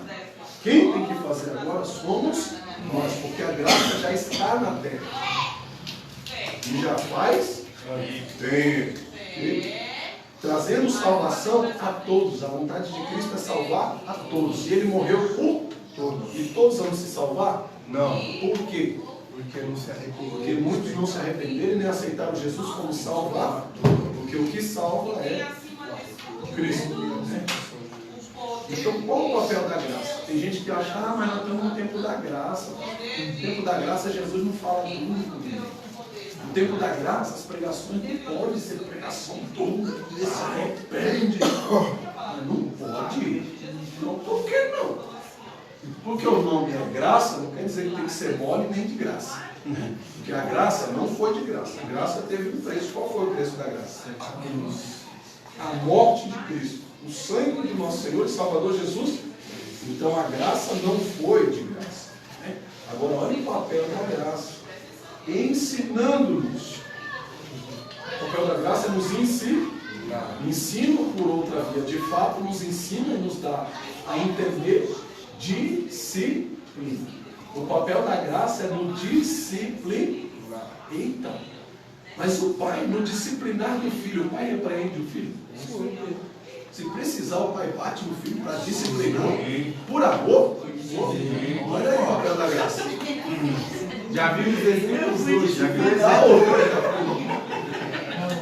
O papel da graça é disciplinar. Ok? E essa disciplina, esse ensino, ele me traz uma disciplina. Esse ensino, ele me mostra que eu não posso ser de qualquer jeito. Que renunciando nós à impiedade e à concupiscência mundana, vivamos nesse século sóbria, justa e pia. O que quer dizer sóbria? Sóbria. Quer dizer sóbria. Sóbrio. Quer dizer sóbrio. Esse cidadão está embriagado, esse cidadão está consciente, esse está sóbrio, consciente. Então o papel da graça é me deixar sóbrio. Não é virar um extraterrestre, abobaiado, eu tenho que andar na rua assim, eu posso comer. Não, é sóbrio, é saber o que está fazendo. Okay? É andar em lugares e continuar me comportando como servo de Cristo. Quando tem crente que é meio camaleão, né? Você está na igreja, ele é cheio da unção. Você está no mundo, ele é cheio do mundanismo. Né? Ele se habitua no lugar que ele está. E é isso que a Bíblia está dizendo que eu não posso. Eu tenho que ser sóbrio. Porque eu sou aqui, eu tenho que ser lá, eu sou em qualquer lugar. Porque eu sou sóbrio. Ok? Crente camaleão não é cheio da unção. Urge qualquer outra coisa. Vamos lá. Sóbria, justa. Não é porque é meu amigo que está certo, ok? Pode ser meu amigo, se estiver errado, tá errado. Não é porque é meu filho que está certo, meu filho, mas se estiver errado, está errado, certo? E piamente, você não precisa estar contando para os quatro cantos do mundo o que Deus está fazendo através da sua vida. Os outros não precisam ver o que Deus está fazendo através da sua vida. É pianinho. O que Deus vai fazer no silêncio e vai revelar diante dos olhos de todos. O que Deus vai fazer, a momento ninguém vai perceber. Lembra de Davi? É só um menino tomando conta do campo. Foi ungido o rei, mas continua na casa do pai. Deus errou na escolha. Daqui a pouco Israel está na guerra, houve uma necessidade. Quem que aparece? Cresceu igual mineiro, comendo pelos cantos, né? Pianinho, Deus vai fazer, mas eu vou aguardar a minha hora. Deus está fazendo, mas eu já compreendi o propósito. Igual José, na cadeia, Deus trabalhando, ele lá sendo humilhado, sendo escarnecido, mas Deus com ele. E ele, quietinho, daqui a pouco precisando de um governador, Deus tem ele na cadeia. Mano, tira ele. Está entendendo? O crescimento vem na hora, vem. Fica quietinho, que Deus vai fazer o que ele tem que fazer na sua vida. Espera, guarda o momento, porque a graça vai te disciplinar no momento certo. Deus vai te fazer crescer e você vai entender o trabalho de Deus na sua vida. Ok? Aguardando a bem-aventurada esperança e o aparecimento da glória do grande Deus e nosso Senhor Jesus Cristo. Aí ele revela, né, verdadeiramente o guarda. Porque a graça vai te disciplinar e te levar para o caminho da glória de Cristo que vai nascer sobre a sua vida. Está entendendo? Aleluia. Olha o trabalho de Deus sobre a sua vida. Está compreendendo? Se engana quem acha que a graça é mole. A tia Graça também bate. A tia Graça tem autoridade de pai, tem autoridade de mãe. A tia Graça, se precisar, ela nos descasca na palavra. Para quê? Para nos disciplinar. Paulo já dizia, né? Toda escritura inspirada por Deus é útil. Para quê? Ensinar, redarguir. Todavia, redarguir é o quê? Ensinei isso para vocês. Redarguir. Ensinei isso na aula, pelo amor de Deus. É a mesma coisa que acontece com os cavalos, né? Quem dirige, tudo bem. Está lá com o cabresto, quem está aqui em cima vai redarguir o cavalo, vai fazer ele frear, se necessário. A Bíblia diz que a palavra de Deus é para isso, para nos colocar freio. A gente está indo no caminho errado, Deus vem dar uma segurada na rédea e diz: ô meu amigo, você está sendo levado. Mas pastor, é palavra. Por isso que a palavra vem para nos redarguir, para nos mostrar a direção certa. Quando a gente quer andar por um caminho que é só nosso, Deus ele puxa a rédea, Deus ele pisa no freio do seu pé aí. Não foi eu que te dei essa direção, não foi eu que te dei esse caminho. Onde você pensa que você vai?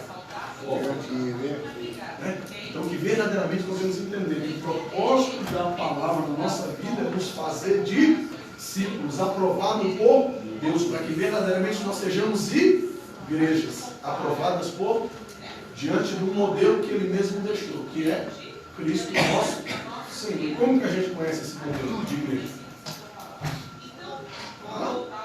Através da palavra.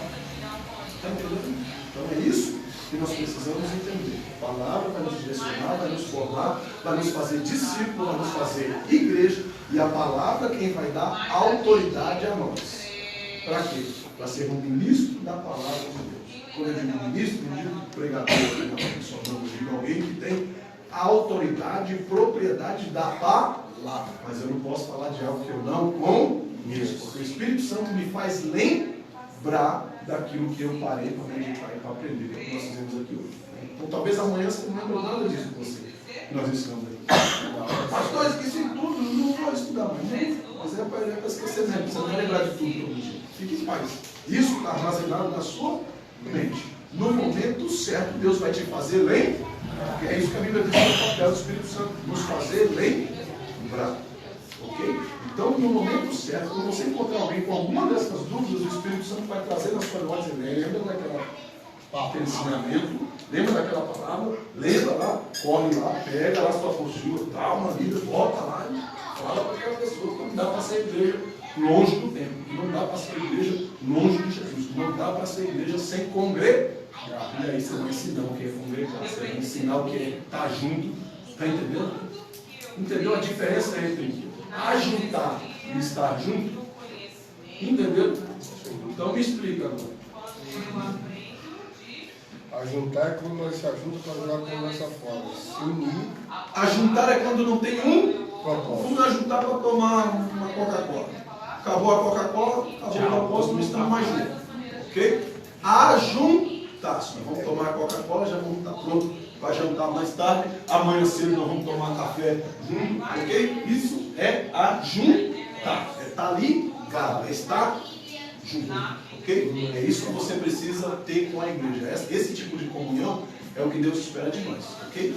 Comunhão de nos ver a cada domingo, não ter um afinco, não ter uma amizade, uma responsabilidade fora disso, não é ajuntar, não é estar junto, ok? É só ajuntar. A gente se ajunta no sábado, no domingo, depois se ajunta no sábado, no domingo, depois não é se ajuntar, é estar junto. Mesmo longe, estamos no mesmo processo, ok? O que acontece com os irmãos? Eles chegam lá no grupo, é quarta-feira, pô, estou aqui lembrando da palavra de domingo, glória a Deus, estamos juntos, no mesmo propósito, não foi abandonado o propósito, ainda estamos dentro do propósito, ok?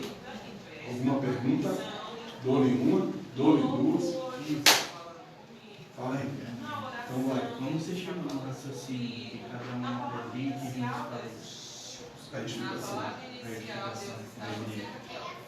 O passo a passo, como é que você chegou nesse raciocínio? Pedro é só uma das pedras. Cristo disse que ele é a pedra fundamental, né? Pedra angular, ele é a pedra do centro da edificação. Em outro texto, Mateus 27 vai dizer que ele é a voz. Okay? E aquele que ouve e não guarda é um tolo. Eu consigo fazer uma edificação com uma pedra só? Não. Então diz que Pedro era só a primeira das. Quem eram o restante das pedras? As pedras que Pedro depois pregou, conseguiu 3.000 pedrinhas, e essas pedrinhas de lá para cá vêm se ajuntando. Okay? Nesse raciocínio que Cristo disse que faria uma edificação. Tanto quando ele estava falando que ele derrubaria o templo e reconstruiria em 3 dias, ele não estava falando do templo material de Jerusalém, lá o templo material, mas ele estava falando dele espiritual mesmo, né? Como igreja. Vocês vão ver esse templo cair e em 3 dias eu vou pôr o templo de pé. E ele estava falando dele mesmo. Okay? E como templo, ele nos ensina que nós também, que ele ia subir, ia deixar para nós construir uma edificação. Dizendo, Pedro, não se engane não, você só é uma pedrinha da base. Você foi colocada sobre a rocha, sobre a edificação. Agora, você é só a primeira. Tem pedra, meu filho. Você tem trabalho para fazer. Tem pedra para você ajudar. Ok? E nesse raciocínio, que nós vimos na palavra da aula passada, que a argamassa de Deus, o cimento que Deus usa para unir essas pedras, qual que é? Amor. O amor, que amor é esse? O amor dessa junção, o amor dessa união, né? Desse ajuntamento, que é estar ligado, que é estar junto, no mesmo propósito. Então, sinta-se parte dessa edificação de Deus. Você não pode ser uma pedrinha, você nunca vai conseguir fazer uma grande edificação com um tijolo só. Né? Eu não consigo fazer uma grande edificação só com uma pedra. Ok? Então, é por isso que hoje você é parte da edificação da Igreja de Cristo na terra. Entendeu? Como mais ou menos? Vou dar outro peteleco. A gente senta. Eu acho que deu uma travada, mas Bugou. Eu acho que vou dar um de lá para cá. dá com a direita agora na frente. Quando ele faz assim para explicar, eu já estou de olho aqui. Tá entendendo? Mais alguém? Vamos lá. Assim. Eu medo de levar um tapão. Não, o negócio aqui foi outro propósito, ele sabe. Deixa aí.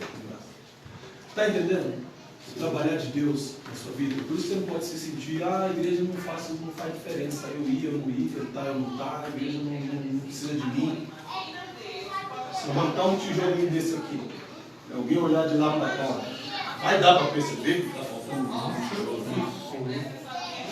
Você pode ser um tijolo só. Você não é toda a edificação. Não vai fazer falta.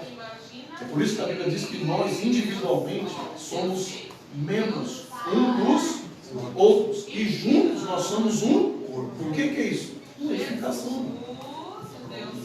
Ok? Eu só troquei o corpo pela edificação para ficar mais fácil entender. E é isso que a Bíblia está falando. É isso que Jesus fala para Pedro. Pedro, tu és pedra. Tu és Pedro. Não é uma pedra isso. Porque o significado do nome Pedro é pedra. Ok? E Jesus olha para ele e diz, sobre essa pedra eu edificarei a minha igreja. Jesus olha para Pedro e diz, você é tão importante na minha edificação quanto eu. Porque sozinho eu não vou fazer edificação. Quem vai levantar o grande edifício são vocês. Cristo faz Pedro se sentir importante na obra do Evangelho. O que você acha que encoraja Pedro a pregar diante daquele povo com tamanha autoridade? Depois que Cristo já tinha morrido. Ele entende que o trabalho dele ia fazer toda uma diferença. Ok? Então é isso que você também precisa entender. Não tem como ser parte do corpo de Cristo sem ser um membro. Porque Cristo é o cara. Ele diz, eu não sou o corpo, eu sou a cabeça. E vós são os membros. Não importa se você é a mão, se você é o pé, se você é o cotovelo, se você é o joelho, se você não importa. O que importa é que você faz parte do corpo. É nesse mesmo propósito que ele fala para Pedro, que Pedro é parte dessa edificação. Ok? Então todas as vezes que você abrir os olhos, se veja como parte da edificação da igreja de Deus na terra. Todas as vezes que Satanás soprar para você, que você não é nada, que você não é ninguém, que a igreja não faz diferença da sua pessoa, você se enxergue como parte da edificação da obra de Deus na terra. Se põe no seu lugar. Não deixe o inimigo tirar você do lugar que Deus te edificou. Não deixe o inimigo tirar você da parte da membresia do corpo que Cristo criou. porque é através de Cristo. Dentro desse contexto vem a palavra da figueira e as varas. Toda vara que mina na fruta e é arrancada será lançada e jogada fora. Então é tudo o mesmo conceito. Do corpo, da edificação, da figueira, está tudo no mesmo contexto. Sem mim, nada podeis fazer. Ok? Então, se quer estar edificado, se quiser estar de pé, se quiser ser parte da igreja, tem que estar ligado em Cristo. Você já viu uma figueira de um ramo só? Esse dia eu ouvi a pessoa que nós não precisamos estar na igreja, nos cultos, nem no templo do Senhor, porque a palavra de Deus, a pessoa tem que se alimentar só da palavra, da salva. Aí eu falei, mas nós precisamos de um corpo, de uma igreja, onde nós buscamos Deus, nós oramos, nós temos uma comunhão com o Senhor. A pessoa debateu comigo. Eu falei assim, irmão, como que você vai ajudar a sua esposa se você não está se edificando no templo do Senhor, numa igreja, no meio de uma igreja? Aí ele ficou sem resposta. Eu falei, irmão, procura um templo que você precisa, escolinha dominical, ensinamento, porque Deus vai te ensinar tudo isso. Depois que eu falei tudo isso para ele, não pede mais nada. Deu um tempo para congregar agora. É isso que Deus espera de nós. Para que outras vidas sejam edificadas através da sua. Você precisa ter um entendimento que você precisa gerar novos discípulos. Okay? Você já viu uma figueira do ramo só? Só né? Uma edificação de uma parede só? Não tem. Um corpo só de mão? Não. Então, é isso que Cristo está dizendo. Você pode ter a sua diferença, mas o seu propósito tem que ser uno com a igreja. Ok? Mais alguém? Foi uma, foi duas, foi três. Bem, semana que vem nós vamos estudar a escatologia do arrebatamento. Ok? Todos nós aqui. Já escreve lá as dúvidas. Lembrando que eu já estou preparando a próxima apostila que nós vamos estudar os profetas, os livros da Bíblia, a ordem, tá? Isso aí nós vamos ver a partir da próxima apostila, quando terminar essa, nós vamos começar a trabalhar muito antes de vocês. Eu estou já desenrolando. Se alguém tiver alguma dica, tá, de ensinamento, alguma curiosidade de algo que a gente não estudou ainda, me manda que eu vejo esse cabo dentro do assunto. Vou tentar incluir ou nessa apostila ou nas próximas para a gente poder estar estudando. Ok? Amém? Vamos orar. Vamos sentar aqui, eu e o Tiago.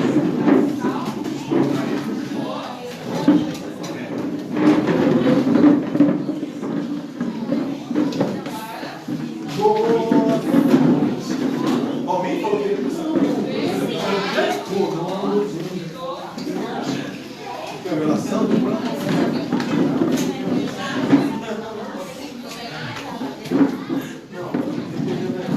Glória! Bem, irmãos. Amém. Pé na edificação. Vamos orar. Glória a Deus. Senhor eterno Deus e eterno Pai, mais uma vez para mim, mais um ensinamento para a gente traz, Pai, Deus me libera mais aberta para a Pai, que ele quer muito discutir na questão cada alma, Pai, nesse dedicado que está na tua presença, Pai, para saber mais as coisas. Pai, que ele quer amar o nosso remumo e que isso da tua palavra venha nos cobrar, Pai, para nos ver a direção. Deus, que vai realmente precisamos estar, Pai, em tua aberta. Levando a igreja, Pai, eu homens, Pai, que nós tivermos, Deus, culpa, para a glória de Deus, em nome de Jesus. O grande amor de Deus e graças ao nosso Senhor e Salvador Jesus Cristo, a comunhão e a consolação do Espírito Santo de Deus seja com todo o povo de Deus, com os nossos familiares, hoje e para sempre. Todos digam amém!